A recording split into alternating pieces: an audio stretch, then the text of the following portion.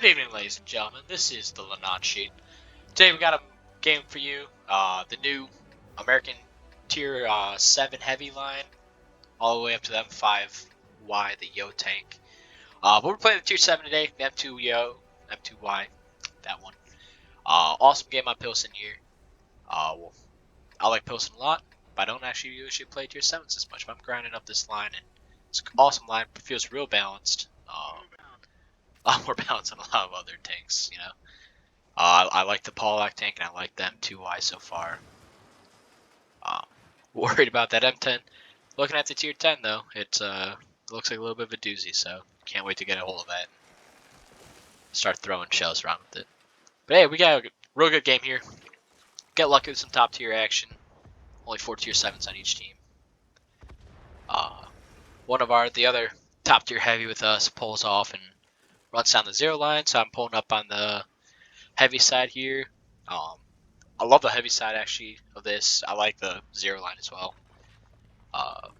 You guys have seen previous videos. I like playing the Manticore. It's a very fun line to play with the Manticore. But kind of shows something a little bit of a risk. Actually, kind of a big risk that I like to take in this. If I'm feeling a little good about it. Catches 45 TP here. That shows up on the enemy team. Shell goes over him.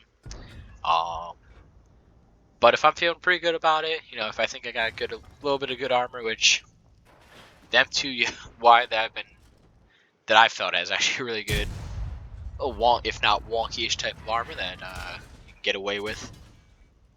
But I like to push against this wall of the enemy team. I think it gives you a slight advantage, keeps your team on its able to like fire them. You keep them lit. Your team knows what's going on, and you can kind of peek on their F2 here. But as you see, enemy Polak platoon that they have is really aggressive. One of them going so far as to try to push right into our cap. This other one hanging in a really good counter spot to what I like to do in that middle area. Anytime that the team's like not watching middle, that makes this a really difficult position to stay viable. What you can see I'm doing here is I'm worried that if he's firing gold or if he can't really see me well enough, I was trying to use that truck to the best of my abilities to hide the lower glaciers on me, or at least make it so that he can't see it as easy. Get him down to that 150 health, and luckily we got a real good T-34 there, who rolls around, and he's gonna come in and clear up that Polak for us. Which frees me up to do all sorts of other business, either antagonizing their heavies inside, or poking those ones that are hanging out on the corner there. You're gonna see, I'm gonna poke on these guys in the, I got a little annoyed at my team for not getting that Polak, but T-34 was already ready for it. He goes in, he cleans it up. And I try to peek on these guys. The T1 heavy, just waiting for me. I totally whiffed that shell. That's what I get for not sticking the sniper mode and backing out, probably waving my gun beforehand. So I decided a little bit of a safer bet here. Run back with a 45 TP, their T28 HTC here. And I'm gonna play a game of Capolas for a bit. Trying to get shots in the 45 TPs. I'm a little low on that one, looks like. And then T28 right in between them. Crazy stuff. But as you can see, our 0 line is getting pretty hard rushed by the remainder of their team. They got their T1 heavy and the VZ44 pushing up that line. I try to get another shell on their cupola. That one, T28, goes like right through. Unfortunate, a little bit of unluckiness there. Another one that gets an unfortunate ricochet. Here comes the M4 EZ8 that got spotted real early. Tries to make a good wrap play, which would put myself and that other Polak tank probably in a little bit of trouble, but we get him knocked out.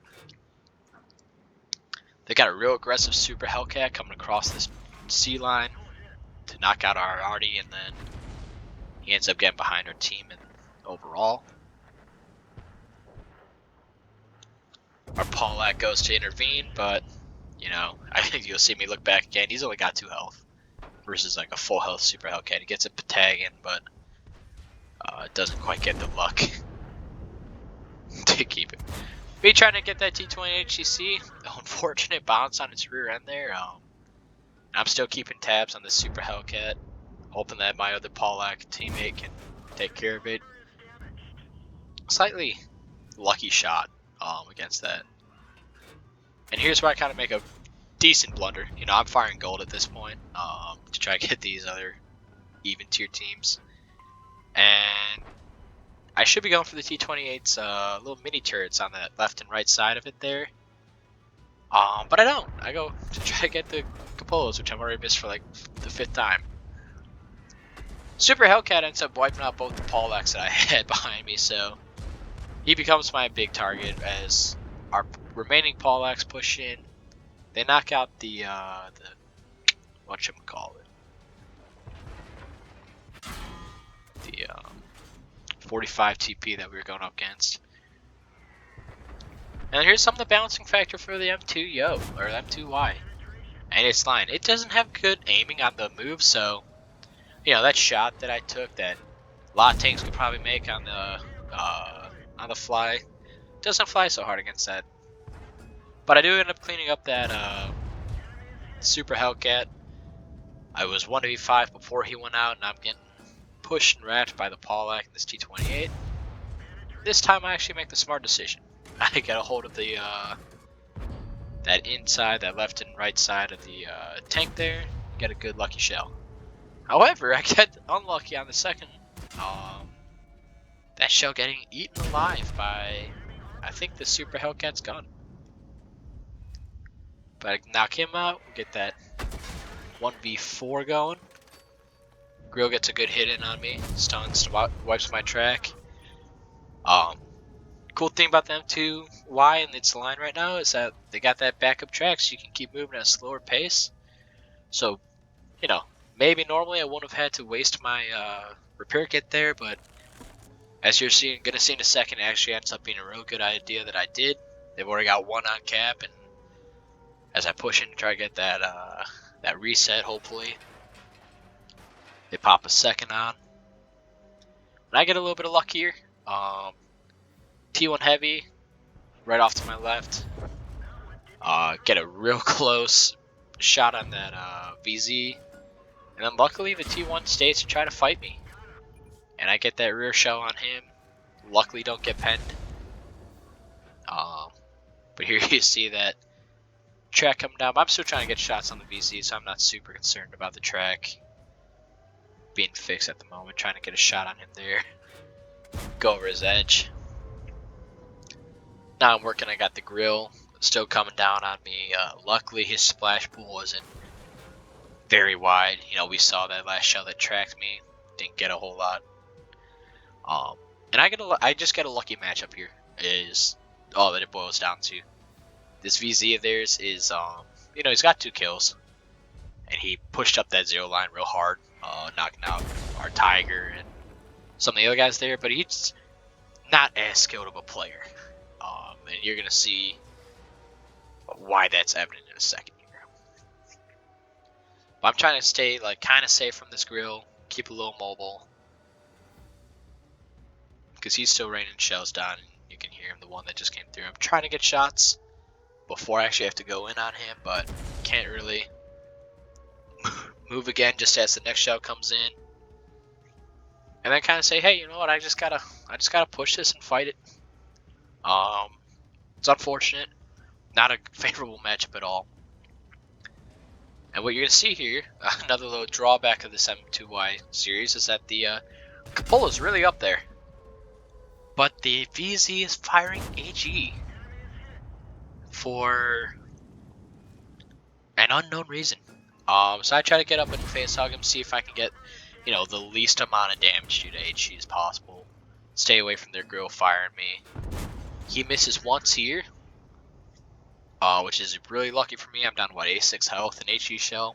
He probably needs 2, and he misses a second time right before the end. But I mean, if perhaps he's out of standard gold shells at this point. I actually don't know what the shell load for the VZ is, but perhaps that's all he's got to work with at this point. And maybe he is actually an outstanding player. to which credit where it's due. Hey, he tried to fight me off valiantly. But you see in the chat, I'm freaking out because my heart's racing. I'm so certain that I'm going to pull this off. And it's just a good fight. This M2Y and the Tier 6, the Pollack so far, they felt really good. They haven't felt like outrageously overpowered. Like they have really good positives, and then they have like decent drawbacks. Like they don't have an outrageous damage output for Tier 7. This is the top gun that I'm running. It's only like 240 or so. And like overall, they're just, you know, they're feel good tanks. I like playing them. I think I'm gonna like as we go up the series. I think World Tanks do a really good job with these. Which is better than can be said for some of the other tanks throughout their line. But that's you know, that's just how the game kind of goes. But anyway, folks, here you see it finishing off the game.